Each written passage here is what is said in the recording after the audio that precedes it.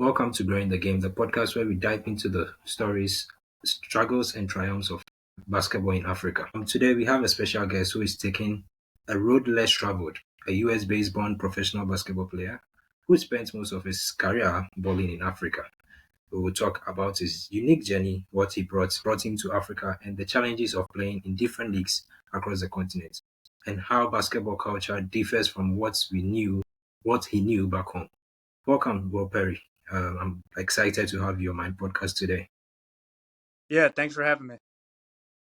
Yeah, we've seen your journey across the African continent where you played in Mozambique, you played in Rwanda as well. You played for a team, River Supers in Nigeria in the BAL, and you recently had a spell with Runani in Burundi, and it's quite a journey. So today we just want to engage you so that we could help us know about your journey and teach the young upcoming ones also who wants to walk your path. Sure. Yeah, thanks again.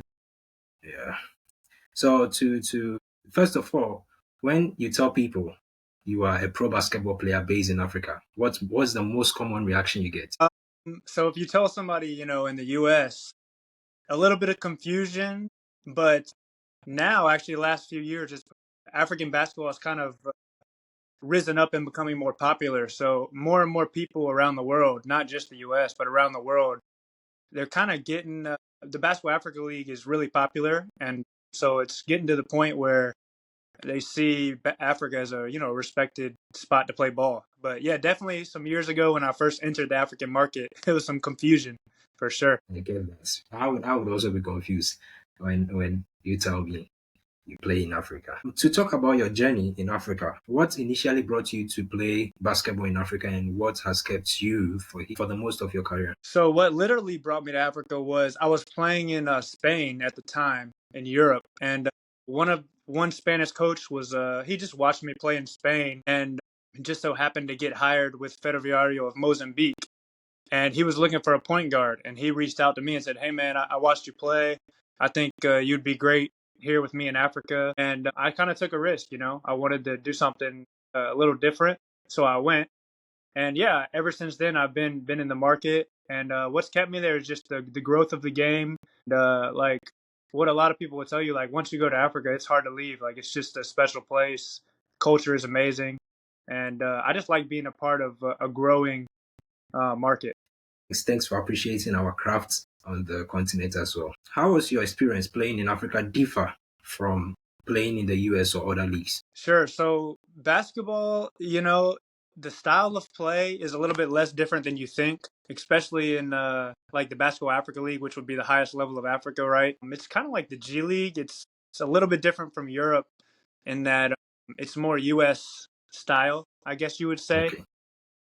So that's one thing. But off the court, obviously it's a lot different because to me, Africa, like the main difference is like the off the court life. One is good that like the culture is amazing and the African people love basketball. So like you get tons of fanfare and popularity throughout the country that you're in. But man, sometimes the structure is not good. Sometimes, game times will change randomly. Sometimes the federations, in my opinion, don't do a great job. So that's something that took getting used to because in the US and Europe, of course, you got problems, but the structure is usually really rock solid, and the federations take care of their business. Most of the time. In Africa, sometimes you find that it's tough, structure wise, and the federations I think can do way better. So that's the main difference in a bad sense. But overall, man, I enjoy it. Yeah, I side with you on that aspect. And I think we trying to develop the game as well on the continent. Moving from staying on the same topic on what has been some of the biggest challenges and rewards of playing professionally in Africa. So the biggest reward is just like being a part of a growing market, like I said at the beginning. And like, Africa is so like young in terms of basketball. Of course you have great African players in the past that, maybe played in other countries, but being like a home based African player and be able to play on the continent and make a good living playing basketball is pretty new. So that's kind of a new concept. So it's been amazing to see like how fast it's growing and like how much investment's coming into Africa because of basketball. So that's been really, really cool to watch. In this a basketball fraternity. We all have moments we adore. Are there any particular moments or games in Africa that stand out the most memorable in your career? Yeah, so I really when I first started playing for Ferroviario a while back. I really remember that first game to go to the BAL to qualify against Cape Town Tigers. Like I always tell people like that was one of the best moments, not only in my African career but in my whole basketball career. Because when I went to Ferroviario with the Spanish coach, Coach Luis Lopez, he told me his goal was to go to BAL. That was the goal. And man, we did it. We won by 1 point against the Cape Town Tigers. The shirt that you're wearing right now. Yeah, and that took us to the BAL for the first time in that club's history. So that was probably my most memorable moment. And I enjoyed my time with River Supers because we had a lot of success in the BAL. I Indeed. think that was 2024. But Yeah, my most indeed. memorable moment for sure was that first time that I qualified with a team for BAL. That's quite a memorable. And I think we all saw the 2024 with River Supers, and you did incredible well on the courts. That team was a formidable team. I just don't know, but I think it happens in a game whereby things change and things happen as Yeah, well. man.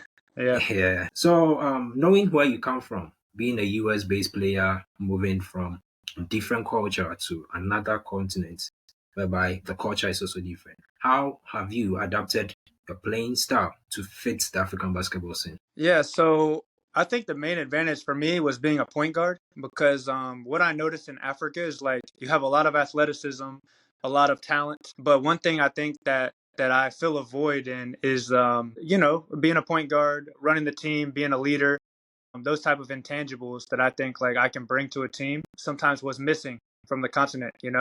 And Mm, so that's what I think I bring to the table, and I've been kind of lucky in the fact that maybe in Europe or the US, you have some of these more players like me, right? But in Africa, like you can really help a team if you have like my skill set, and so that's what I found, to be honest. yeah, that's true. In Africa, we build less of point guards. Our players mostly are the small forward, the power forward, the center caliber. Sure.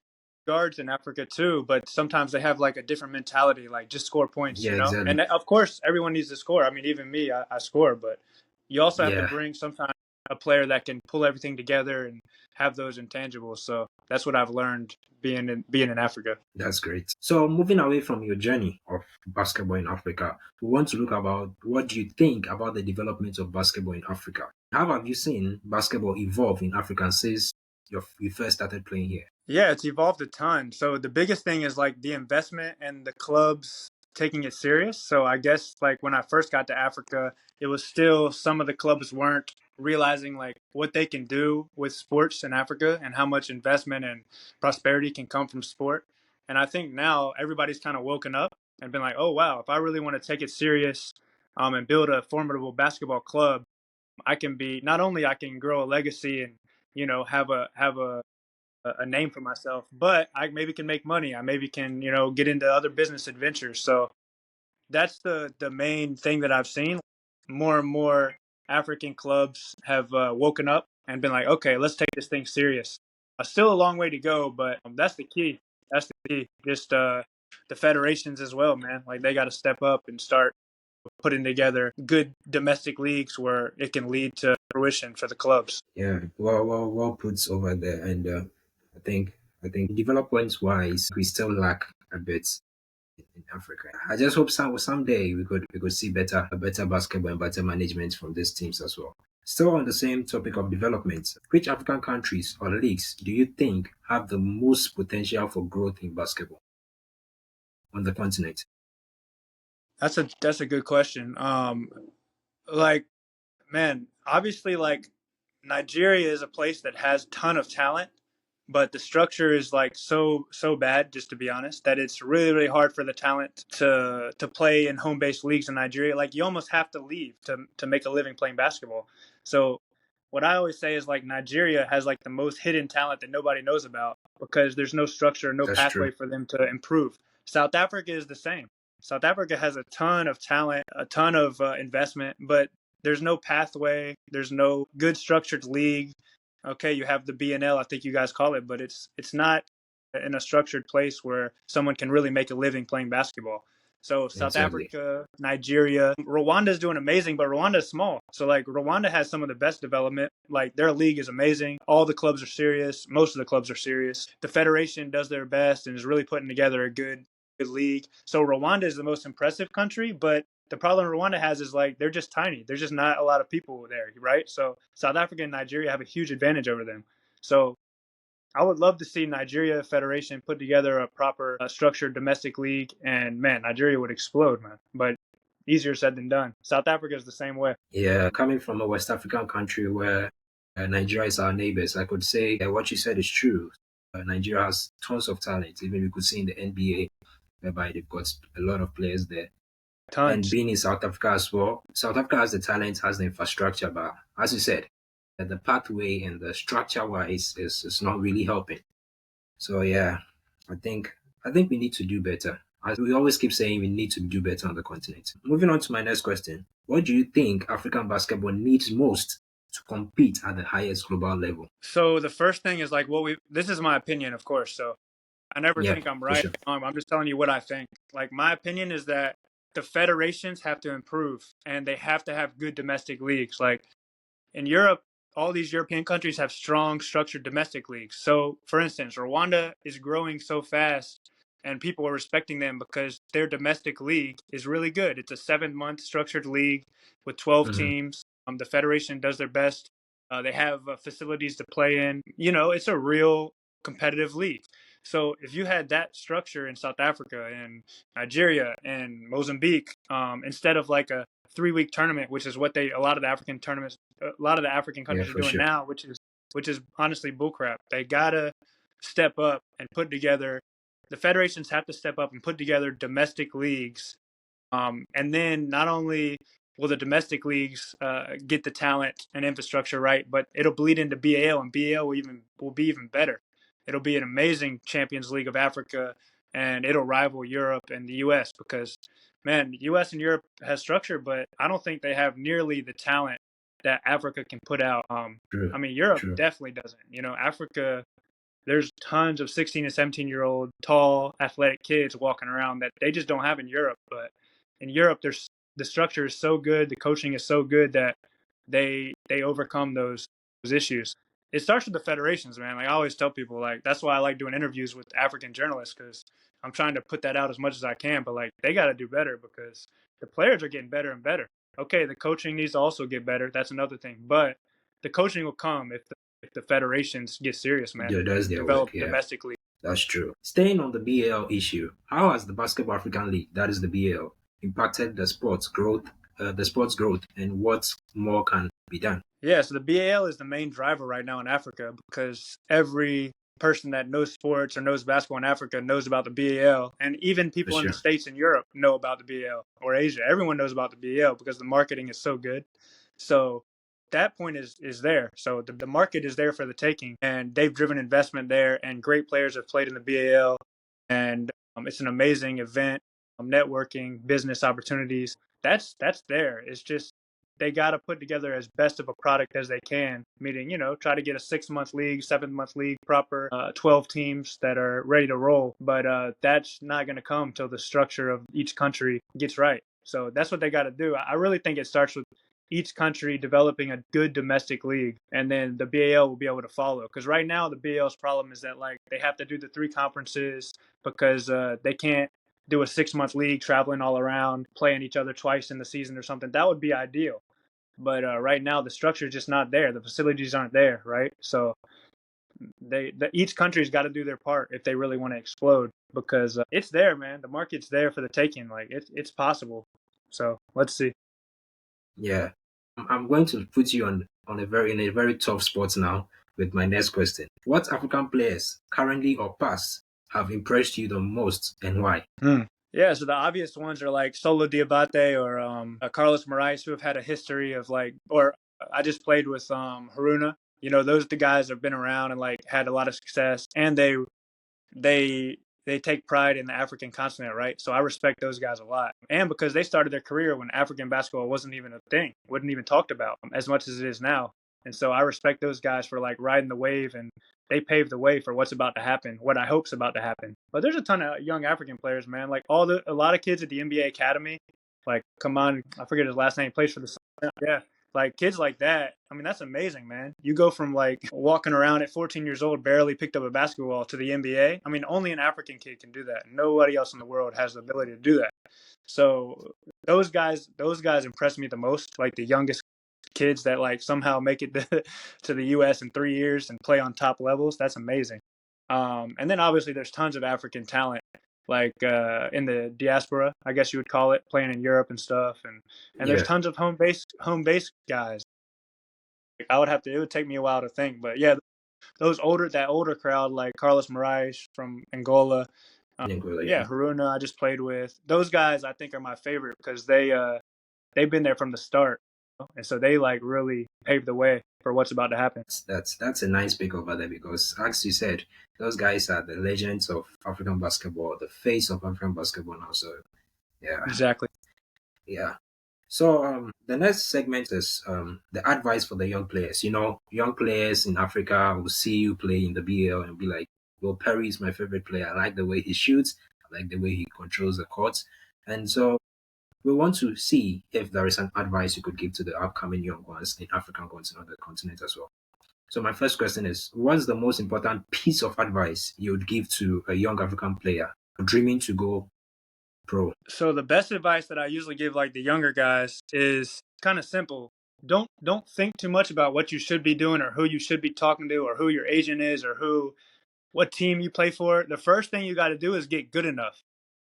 Like a lot of the African kids have a problem where they think that the structure is bad as we talked about, but even if the structure was good, would you be good enough to play at the level to get paid to play or to go to college or to play at the BAL level? If that answer is no, which most of the time it is no, because it's really hard to get that good, you got to work. You got to get better because none of this structure stuff or facilities or agents or coaching, none of that matters if you're not playing at a level to where somebody would want to invest in you. So my first advice is like worry about you, look in the mirror. What do you have to do to get better? It's harder in Africa, of course, because of the infrastructure, but I mean, you still got to grind. You still got to get to the level to where you have leverage. So I would tell a young player, like, first of all, get good enough. And then once you're good enough to be professional, okay, we can have a different conversation about, that other stuff. But the first thing is get skilled, get your body right in a way where you can, somebody wants to invest in you. That's the first thing you got to do. Sometimes African kids have a tendency, not just African kids, any kid, but I noticed African kids have a tendency to like think too much and think they need to do this, this, this. It's like, no, no, no, bro. You need to get your skill and your in a professional level first. That's it. Yeah. Um, Moving away from the dreams and aspiration of a young player. As a player, I do play basketball myself at the amateur level, and I'll say, besides talent, what qualities do you think young players need to make it to the professional levels? Aside talent.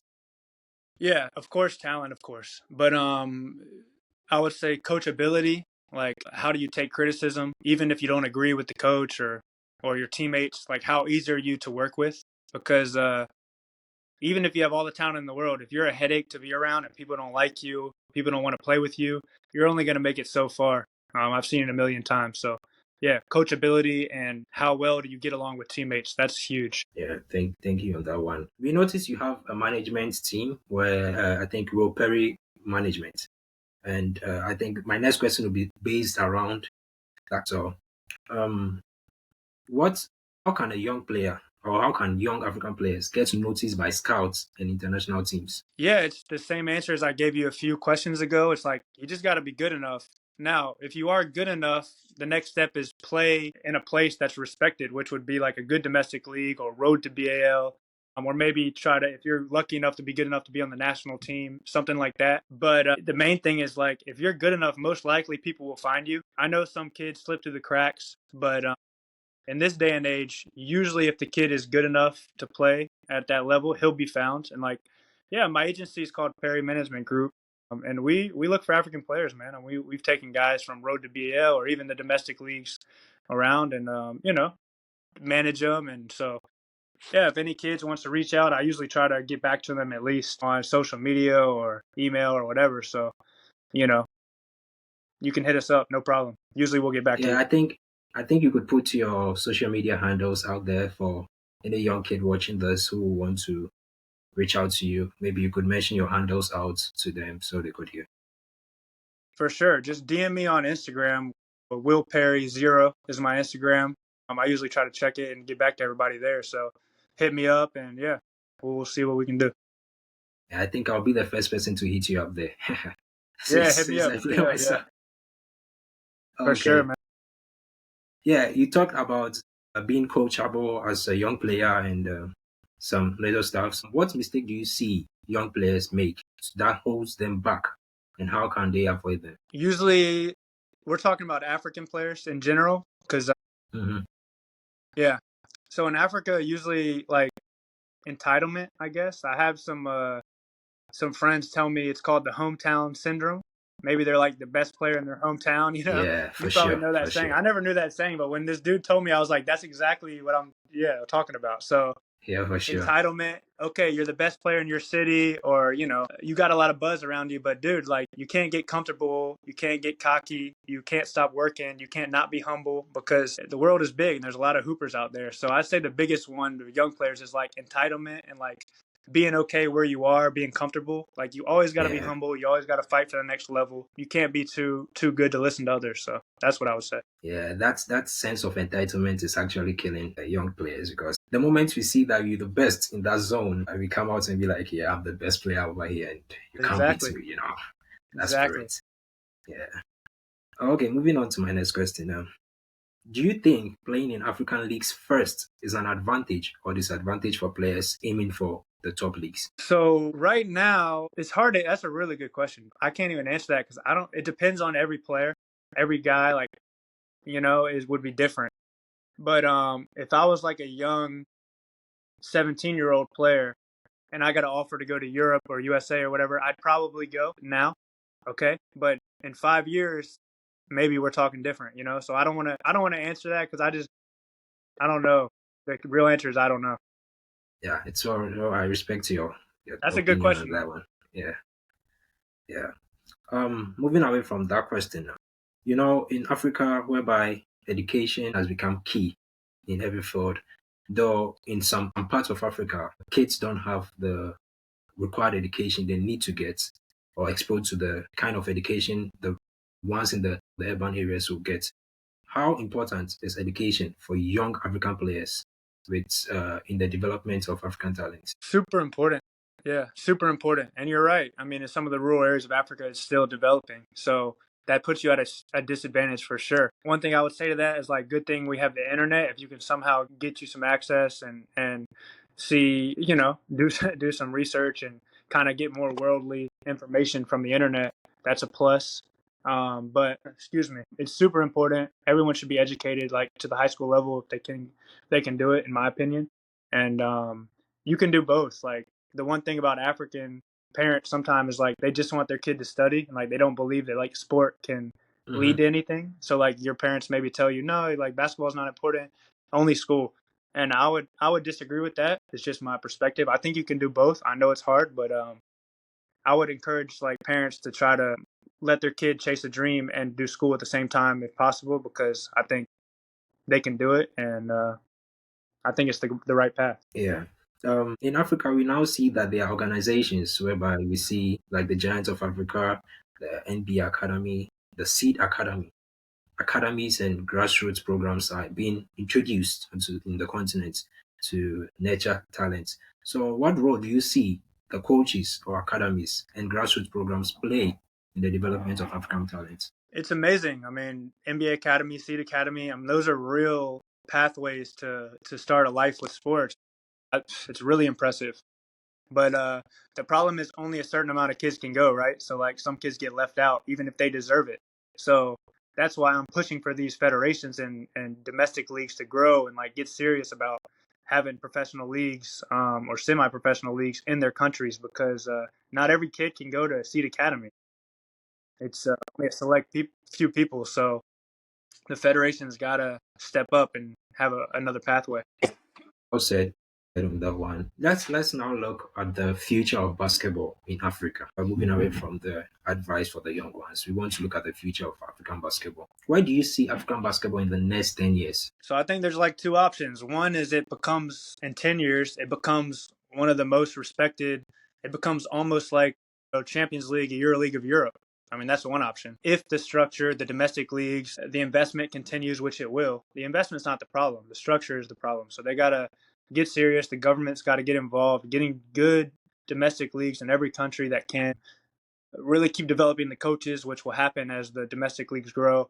So if that all happens and all the cards fall into line, it could be like one of the most formidable places to play basketball. Okay. And then the other option is like nobody does anything. The structures stay crappy. Obviously, if the structure's crappy, nothing will happen, and it'll just kind of fade away into the ether. And maybe you have some good places to play in Africa, but it won't become what it could have been. So those are the two options. Hopefully, the first one comes true because everybody wants to see it happen.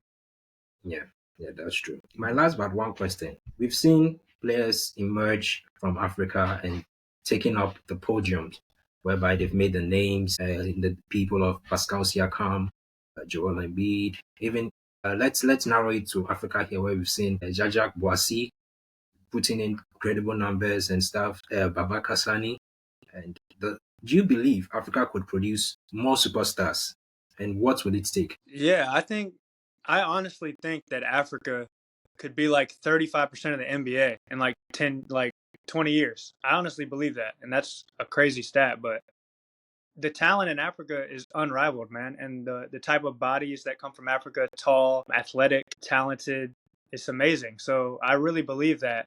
And to get there, just the same, I feel like I'm saying the same thing every time, but it's just the truth. Like structure, man. Like the federations have to be serious. Like they have to have domestic leagues with youth leagues. I mean, you should have like if I was Nigeria, like I would try to put a 6 month league together. You also obviously have the professional league, which needs to run well, but then you need the under 20 league, the under 16 league. Like you know what I mean. It just Yeah, these structures got to happen, or none of the kids are going to develop properly, or they're just going to keep leaving and go to Europe. And okay, now look at Joel Embiid. Why is he playing for Team USA? He should be playing for an African country, man. exactly. These African players are choosing to play for France or whatever, even in football, right? It's because Hmm. they're scared of the structure in Africa. They want to play for Africa, but they're scared that they're going to get burned or it's not going to work out. Or so it's just those things have to change. And once they do, you'll see, man, the NBA, the EuroLeague, it'll be like 40% African guys, man. It'll be Yeah, it'll be that's true. crazy. So this takes me to my last question for the day. We've seen past players or legends from Africa who has dominated on the basketball terrain, and the likes of Dikembe Mutombo, may his soul rest in perfect peace. We've seen Luau Deng, who is transforming South Sudan basketball and co. How can former and current players, just like yourself, help grow the game on the continent and even more? Yeah, just take out after their footsteps, man. Like really dive in, be on the ground.